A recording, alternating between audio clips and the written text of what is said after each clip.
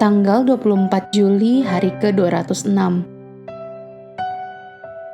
Bacaan Yesaya pasal 36 sampai pasal 39. Hari penghakiman bagi Yehuda.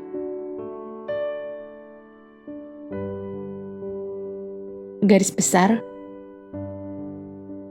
bacaan hari ini mewakili selingan 4 pasal dalam nubuatan Yesaya, rentang waktu sejarah yang menunjukkan penggenapan beberapa nubuatan awal Yesaya dan menetapkan panggung untuk nubuatan berikutnya.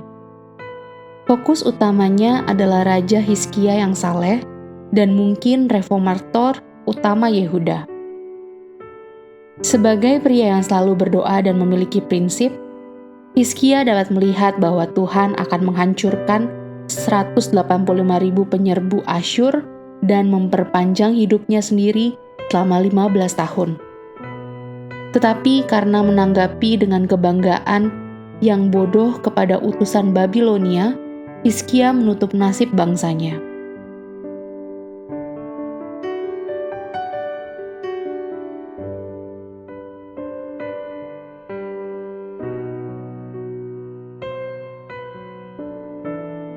Renungan harian. Sesuatu terjadi rata-rata setiap 20 detik tahun lalu. Itu mempengaruhi kehidupan 1,5 juta orang Amerika. Bisakah Anda tebak apa itu? Setiap 20 detik, seseorang di Amerika Serikat menderita serangan jantung dan tiba-tiba menyadari bahwa kematian hanyalah detak jantung. Dan untuk 600.000 orang Amerika, hal itu menjadi kenyataan. Kematian adalah subjek yang tidak disukai secara universal, tetapi kenyataannya tetap, semua orang akan mati. Bagi Raja Hizkia, seperti halnya banyak orang, mendekati hari kematian menyebabkan tangis air mata. Lihat pasal 38 ayat 1-3. Tuhan memberi Hizkia hadiah tambahan 15 tahun lagi, hal yang tidak selalu terjadi pada setiap orang. Ketika saatnya bagi Anda untuk mati, apakah Anda akan siap? Atau menyesal untuk melihat Tuhan secara langsung?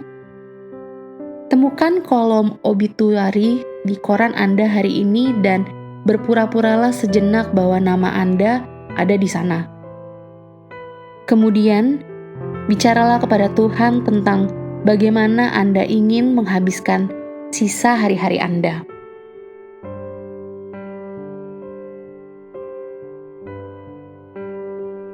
Tidak ada seorang pun pernah bertobat menjadi seorang Kristen pada saat berada di atas tempat tidur kematiannya.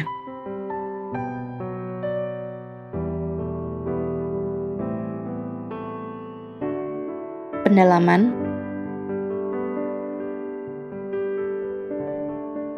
Tempat bersejarah dikunjungi kembali. Yesaya pasal 36 ayat 2. Komandan lapangan Raja Sanherib mengambil posisi di samping saluran air yang mengalirkan air ke kolam atas dekat jalan menuju lapangan tempat kain dicuci. Ketika dia meneriakkan ancaman arogannya. Pasal 36 ayat 2. 23 tahun sebelumnya, Tuhan telah menyuruh seorang pria untuk berdiri di tempat yang sama dan menyatakan pesannya. Apakah kamu ingat siapa? Jika Anda bingung, lihat pasal 7 ayat 3-9.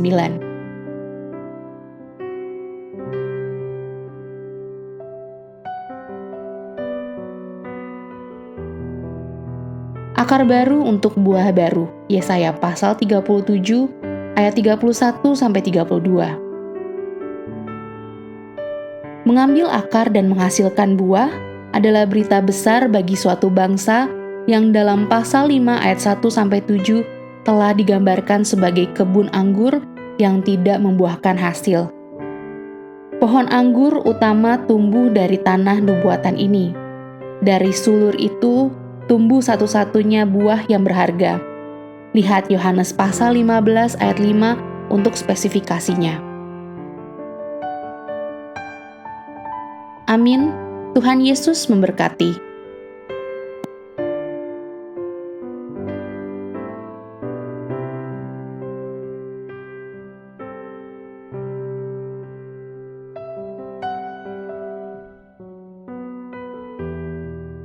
Yesaya pasal 36.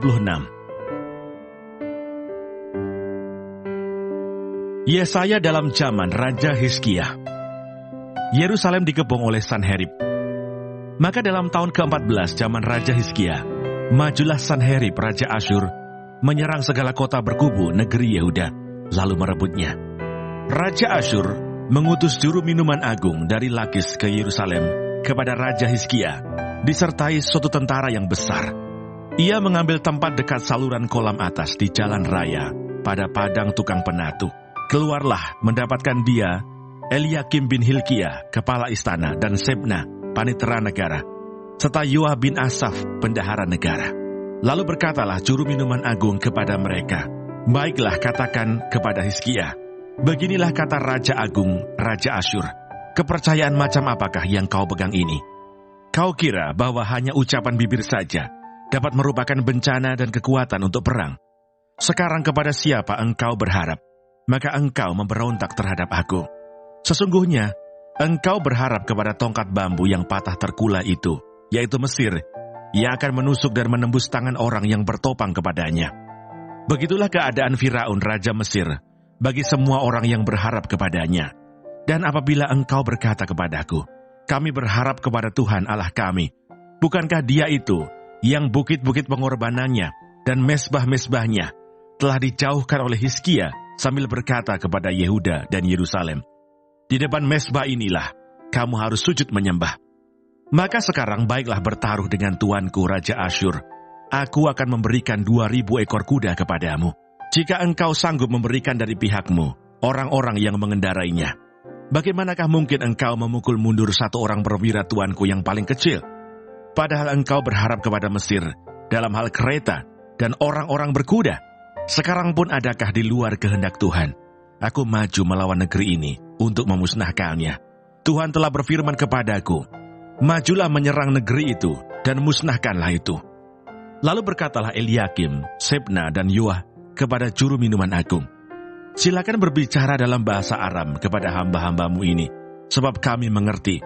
Tetapi janganlah berbicara dengan kami dalam bahasa Yehuda, sambil didengar oleh rakyat yang ada di atas tembok. Tetapi juru minuman agung berkata, adakah tuanku mengutus aku untuk mengucapkan perkataan-perkataan ini hanya kepada tuanmu dan kepadamu saja? Bukankah juga kepada orang-orang yang duduk di atas tembok, yang memakan tahinya dan meminum air kencingnya bersama-sama dengan kamu? Kemudian berdirilah juru minuman agung dan berserulah ia dengan suara nyaring dalam bahasa Yehuda. Ia berkata, dengarlah perkataan Raja Agung, Raja Asyur. Beginilah kata Raja, janganlah Hizkia memperdayakan kamu, sebab ia tidak sanggup melepaskan kamu. Janganlah Hizkia mengajak kamu berharap kepada Tuhan dengan mengatakan, tentulah Tuhan akan melepaskan kita. Kota ini tidak akan diserahkan ke dalam tangan Raja Asyur. Janganlah dengarkan Hizkia, sebab beginilah kata Raja Asyur, adakanlah perjanjian penyerahan dengan aku, dan datanglah keluar kepadaku. Maka setiap orang daripadamu akan makan dari pohon anggurnya, dan dari pohon aranya, serta minum dari sumurnya, sampai aku datang dan membawa kamu ke suatu negeri seperti negerimu, suatu negeri yang bergandum dan berair anggur, suatu negeri yang berroti dan berkebun anggur. Jangan sampai Hizkia membujuk kamu dengan mengatakan, Tuhan akan melepaskan kita. Apakah pernah para Allah bangsa-bangsa melepaskan negerinya masing-masing dari tangan Raja Asyur? Di manakah para Allah negeri Hamad dan Arpad? Di manakah para Allah negeri Sewarwaim? Apakah mereka telah melepaskan Samaria dari tanganku? Siapakah di antara semua Allah negeri-negeri ini yang telah melepaskan negeri mereka dari tanganku, sehingga Tuhan sanggup melepaskan Yerusalem dari tanganku? Tetapi orang berdiam diri dan tidak menjawab dia sepatah kata pun, sebab ada perintah raja bunyinya, jangan kamu menjawab dia. Kemudian pergilah Eliakim bin Hilkia, kepala istana, dan Sebna, panitera negara, dan Yoah bin Asaf, bendahara negara, menghadap Hizkia dengan pakaian yang dikoyakkan, lalu memberitahukan kepada raja perkataan juru minuman agung. Yesaya pasal 37. Yerusalem luput dari tangan Sanherib. Segera sesudah Raja Hizkia mendengar itu, dikoyakkanlah pakaiannya, dan diselubunginyalah badannya dengan kain kabung. Lalu masuklah ia ke rumah Tuhan. Disuruhnyalah juga Eliakim kepala istana, Sebna panitera negara, dan yang tua-tua di antara para imam, dengan berselubungkan kain kabung, kepada Nabi Yesaya bin Amos. Berkatalah mereka kepadanya, beginilah kata Hizkia, hari ini hari kesesakan, hari hukuman dan penistaan. Sebab sudah datang waktunya untuk melahirkan anak, tetapi tidak ada kekuatan untuk melahirkannya. Mungkin Tuhan Allahmu sudah mendengar perkataan juru minuman agung, yang telah diutus oleh Raja Asyur tuannya, untuk mencela Allah yang hidup, sehingga Tuhan Allahmu mau memberi hukuman karena perkataan-perkataan yang telah didengarnya. Maka baiklah engkau menaikkan doa untuk sisa yang masih tinggal ini. Ketika pegawai-pegawai Raja Hizkia sampai kepada Yesaya, berkatalah Yesaya kepada mereka, beginilah kamu katakan kepada tuanmu, beginilah firman Tuhan, janganlah engkau takut terhadap perkataan yang kau dengar, yang telah diucapkan oleh budak-budak Raja Asyur untuk menghujat aku. Sesungguhnya, aku akan menyuruh suatu roh masuk di dalamnya, sehingga ia mendengar suatu kabar dan pulang ke negerinya. Aku akan membuat dia mati rebah oleh pedang di negerinya sendiri. Ketika juru minuman agung pulang, didapatinyalah Raja Asyur berperang melawan Libna. Sebab sudah didengarnya bahwa raja telah berangkat dari Lakis. Dalam pada itu raja mendengar tentang Tirhaka, Raja Ethiopia, berita yang demikian. Ia telah keluar berperang melawan engkau. Dan ketika mendengar itu, disuruhnyalah utusan-utusan kepada Hizkia dengan pesan, beginilah harus kamu katakan kepada Hizkia, Raja Yehuda, janganlah Allahmu yang kau percayai itu memperdayakan engkau dengan menjanjikan Yerusalem tidak akan diserahkan ke tangan Raja Asyur. Sesungguhnya, engkau ini telah mendengar tentang yang dilakukan Raja-Raja Asyur kepada segala negeri, yakni bahwa mereka telah menumpasnya. Masakan engkau ini akan dilepaskan? Sudahkah para Allah dari bangsa-bangsa yang telah dimusnahkan oleh nenek moyangku dapat melepaskan mereka, yakni Gosan, Haran, Resef, dan Bani Eden yang ditelasar? Di manakah Raja negeri Hamat dan Arpad, Raja kota Sefarwaim, Raja negeri Hena dan Iwah? Hizkia menerima surat itu dari tangan para utusan, lalu membacanya. Kemudian pergilah ia ke rumah Tuhan dan membentangkan surat itu di hadapan Tuhan. Hizkia berdoa di hadapan Tuhan, katanya, ya Tuhan semesta alam, Allah Israel, yang bertahta di atas kerubim, hanya Engkau sendirilah Allah segala kerajaan di bumi. Engkaulah yang menjadikan langit dan bumi. Sendengkanlah telingamu ya Tuhan dan dengarlah. Bukalah matamu ya Tuhan dan lihatlah. Dengarlah segala perkataan Sanherib yang telah dikirimnya untuk mencela Allah yang hidup. Ya Tuhan, memang raja-raja Asyur telah memusnahkan semua bangsa dan negeri-negeri mereka dan menaruh para Allah mereka ke dalam api. Sebab mereka bukanlah Allah, hanya buatan tangan manusia, kayu dan batu. Sebab itu dapat dibinasakan orang. Maka sekarang ya Tuhan Allah kami, selamatkanlah kami dari tangannya, supaya segala kerajaan di bumi mengetahui bahwa hanya Engkau sendirilah Tuhan. Lalu Yesaya bin Amos menyuruh orang kepada Hizkia mengatakan, beginilah firman Tuhan Allah Israel tentang yang telah kau doakan kepadaku mengenai Sanherib Raja Asyur. Inilah firman yang telah diucapkan Tuhan mengenai dia. Anak Dara, yaitu putri Sion, telah menghina engkau, telah mengolok-olokkan engkau, dan putri Yerusalem telah geleng-geleng kepala di belakangmu. Siapakah yang engkau cela dan engkau hujat? Terhadap siapakah engkau menyaringkan suaramu dan memandang dengan sombong-sombong? Terhadap yang Maha Kudus Allah Israel. Dengan perantaraan hamba-hambamu engkau telah mencela Tuhan, dan engkau telah berkata, dengan banyaknya keretaku, aku naik ke tempat-tempat tinggi di pegunungan, ke tempat yang paling jauh di gunung Libanon. Aku telah menebang pohon-pohon arasnya yang tinggi besar, pohon-pohon sanobarnya yang terpilih. Aku telah masuk ke tempat tinggi yang paling ujung, ke hutan pohon-pohonnya yang lebat. Aku ini telah menggali air dan telah minum air. Aku telah mengeringkan dengan telapak kakiku segala sungai di Mesir. Bukankah telah kau dengar bahwa aku telah menentukannya dari jauh hari dan telah merancangnya dari zaman purbakala? Sekarang aku mewujudkannya, bahwa engkau membuat sunyi senyap kota-kota yang berkubu menjadi timbunan batu. Sedang penduduknya yang tak berdaya menjadi terkejut dan malu. Mereka menjadi seperti tumbuh-tumbuhan di padang. dan seperti rumput hijau, seperti rumput di atas sotoh atau gandum yang layu sebelum ia masak. Aku tahu jika engkau bangun atau duduk, jika keluar atau masuk, atau jika engkau mengamuk terhadap aku. Oleh karena engkau telah mengamuk terhadap aku, dan kata-kata keangkuhanmu telah naik sampai ke telingaku, maka aku akan menaruh kelikirku pada hidungmu, dan kekangku pada bibirmu. Dan aku akan memulangkan engkau melalui jalan dari mana engkau datang. Dan inilah yang akan menjadi tanda bagimu, hai Hizkia. Dalam tahun ini, orang makan apa yang tumbuh sendiri, dan dalam tahun yang kedua, apa yang tumbuh dari tanaman yang pertama. Tetapi dalam tahun yang ketiga, menaburlah kamu, menuai, membuat kebun anggur, dan memakan buahnya. Dan orang-orang yang terluput di antara kaum Yehuda, yaitu orang-orang yang masih tertinggal, akan berakar pula ke bawah dan menghasilkan buah ke atas. Sebab dari Yerusalem akan keluar orang-orang yang tertinggal, dan dari Gunung Sion, orang-orang yang terluput, giat cemburu Tuhan semesta alam, akan melakukan hal ini. Sebab itu beginilah firman Tuhan mengenai Raja Asyur. Ia tidak akan masuk ke kota ini, dan tidak akan menembakkan panah ke sana.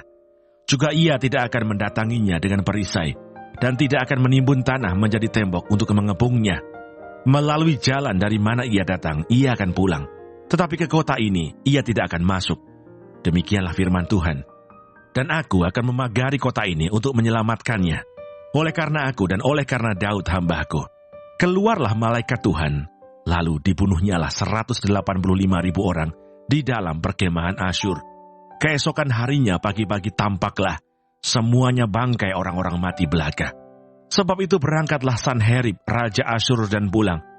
Lalu tinggallah ia di Ninive. Pada suatu kali ketika ia sujud menyembah di dalam kuil Nisroh, Allahnya, maka Adramelech dan Sarezer, anak-anaknya, membunuh dia dengan pedang. Dan mereka meloloskan diri ke tanah Ararat. Kemudian Esarhadon anaknya menjadi raja menggantikan dia. Yesaya pasal 38. Hizkia sakit dan disembuhkan. Pada hari-hari itu Hizkia jatuh sakit dan hampir mati. Lalu datanglah Nabi Yesaya bin Amos dan berkata kepadanya, "Beginilah firman Tuhan, sampaikanlah pesan terakhir kepada keluargamu, sebab engkau akan mati, tidak akan sembuh lagi." Lalu Hizkia memalingkan mukanya ke arah dinding, dan ia berdoa kepada Tuhan. Ia berkata, "Ah Tuhan, ingatlah kiranya, bahwa aku telah hidup di hadapan-Mu dengan setia dan dengan tulus hati, dan bahwa aku telah melakukan apa yang baik di mata-Mu." Kemudian menangislah Hizkia dengan sangat. Maka berfirmanlah Tuhan kepada Yesaya, "Pergilah dan katakanlah kepada Hizkia, beginilah firman Tuhan Allah Daud, bapa leluhurmu. Telah kudengar doamu dan telah kulihat air matamu. Sesungguhnya, aku akan memperpanjang hidupmu 15 tahun lagi. Dan aku akan melepaskan engkau dan kota ini dari tangan Raja Asyur, dan aku akan memagari kota ini. Inilah yang akan menjadi tanda bagimu dari Tuhan, bahwa Tuhan akan melakukan apa yang telah dijanjikannya. Sesungguhnya, bayang-bayang pada penunjuk matahari buatan Ahaz akan kubuat mundur ke belakang 10 tapak yang telah dijalaninya. Maka pada penunjuk matahari itu, matahari pun mundurlah ke belakang 10 tapak dari jarak yang telah dijalaninya." Karangan Hizkia Raja Yehuda sesudah ia sakit dan sembuh dari penyakitnya. "Aku ini berkata, dalam pertengahan umurku aku harus pergi. Ke pintu gerbang dunia orang mati aku dipanggil, untuk selebihnya dari hidupku. Aku berkata, aku tidak akan melihat Tuhan lagi di negeri orang-orang yang hidup. Aku tidak akan melihat seorang pun lagi di antara penduduk dunia. Pondok kediamanku dibongkar dan dibuka seperti kemah gembala, seperti tukang tenun menggulung tenunannya. Aku mengakhiri hidupku. Tuhan memutus nyawaku dari benang hidup. Dari siang sampai malam, Engkau membiarkan aku begitu saja. Aku berteriak minta tolong sampai pagi, seperti singa demikianlah Tuhan menghancurkan segala tulang-tulangku. Dari siang sampai malam, Engkau membiarkan aku begitu saja. Seperti burung layang-layang, demikianlah aku menciap-ciap. Suaraku redup seperti suara merpati. Mataku habis menengadah ke atas, ya Tuhan. Pemerasan terjadi kepadaku. Jadilah jaminan bagiku. Apakah yang akan kukatakan dan kuucapkan kepada Tuhan? Bukankah Dia yang telah melakukannya? Aku sama sekali tidak dapat tidur karena pahit pedihnya perasaanku. Ya Tuhan, karena inilah hatiku mengharapkan Engkau. Tenangkanlah rohku, buatlah aku sehat, buatlah aku sembuh. Sesungguhnya, penderitaan yang pahit menjadi keselamatan bagiku. Engkaulah yang mencegah jiwaku dari lubang kebinasaan. Sebab Engkau telah melemparkan segala dosaku jauh dari hadapan-Mu. Sebab dunia orang mati tidak dapat mengucap syukur kepadamu, dan mau tidak dapat memuji-muji Engkau. Orang-orang yang turun ke liang kubur tidak menanti-nanti akan kesetiaan-Mu. Tetapi hanyalah orang yang hidup, dialah yang mengucap syukur kepadamu. Seperti aku pada hari ini. Seorang bapa memberitahukan kesetiaan-Mu kepada anak-anaknya. Tuhan telah datang menyelamatkan aku. Kami hendak main kecapi seumur hidup kami di rumah Tuhan. Kemudian berkatalah Yesaya, baiklah diambil sebuah kue ara dan ditaruh pada barah itu supaya sembuh. Sebelum itu Hizkia telah berkata, apakah yang akan menjadi tanda bahwa aku akan pergi ke rumah Tuhan? Yesaya pasal 39.